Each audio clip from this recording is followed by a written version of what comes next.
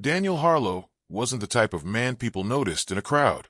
At 43, he carried himself like a soldier even though his military days were long behind him. His neighbors in the quiet mountain town of Blackridge only knew him as the ex-military guy who liked his space.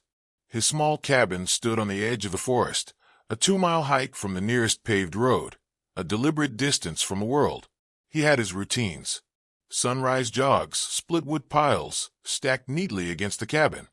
Nights spent cleaning his firearms, while the radio crackled with static-filled country songs. He had no wife, no kids, no visiting friends. Just him, the wilderness, and the ghosts of wars he never spoke about. The townsfolk respected him, but they didn't know him. Daniel preferred it that way. Yet sometimes, even in the silence he sought, the forest pressed too close.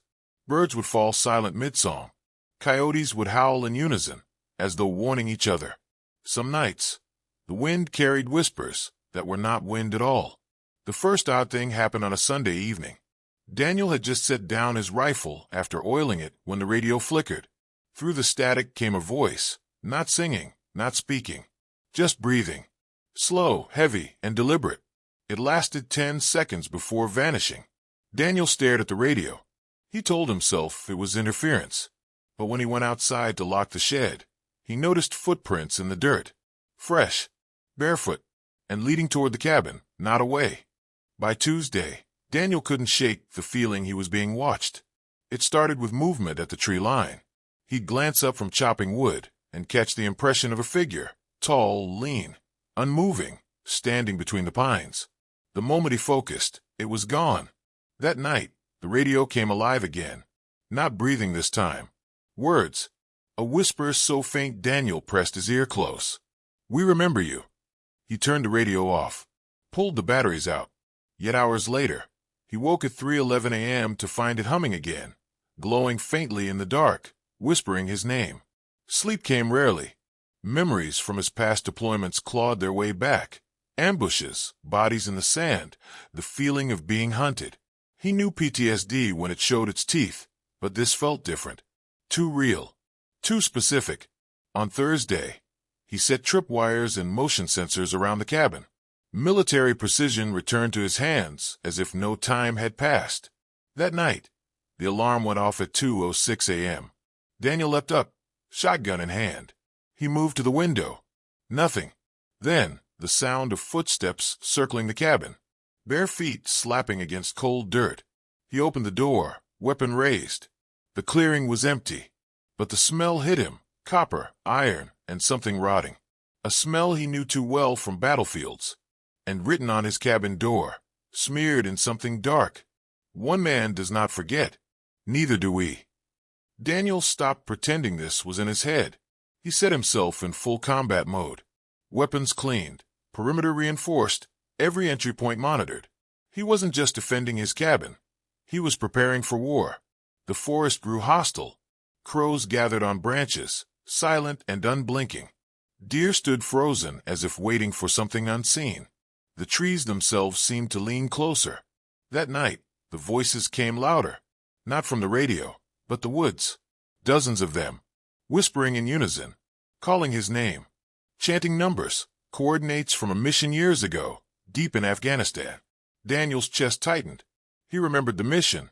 His unit had raided a village, suspected of harboring insurgents. But there had been civilians. Too many. The firefight blurred with screams. Children crying. Fire-consuming huts. Daniel had followed orders. He had survived. Others hadn't. The whispering rose into a howl. Then he saw them. Figures at the tree line. Dozens. Some in rags, some burned, some bleeding. Their faces were ones he half remembered, twisted in death. His victims. His ghosts. They advanced without sound. Daniel fired into the night. Shot after shot. The figures staggered, then kept walking. Bullets tore through them, but they would not fall. One by one, they entered the clearing. Their eyes glowed with a faint, unnatural light. Their mouths moved, but no sound came. Yet inside Daniel's head, the words echoed. "You fought for no one. Now fight us all." For the first time since he left the military, Daniel felt fear not of death, but of judgment. The battle lasted until dawn. Daniel fought like the soldier he once was, a one-man army. His knives slashed, his fists struck, his guns emptied into the night. But no matter how many times he struck, the figures kept coming. By sunrise, the clearing was littered with bullet casings and broken branches. His cabin walls were streaked with blood his own. The figures had vanished. Daniel collapsed against the cabin door, breath ragged. He survived, but survival felt hollow. His body ached with wounds, yet the deeper scars were invisible. He knew they would return. They weren't finished, and maybe neither was he. For the first time in years, Daniel walked into town. His neighbors stared at his battered frame, the blood on his clothes.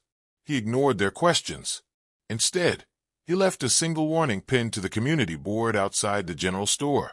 They are coming. Not for me alone. For all of us. He returned to the forest, alone again. That night, in the silence, he heard the breathing once more. The radio crackled alive. This time, the voice was different. It wasn't a whisper. It was a child's voice. You can't fight them all, Daniel. But you can fight forever. The radio went silent. Daniel sat in the dark, clutching his rifle, eyes burning with something between terror and resolve. He had become exactly what they wanted. Not just a soldier. A one-man army.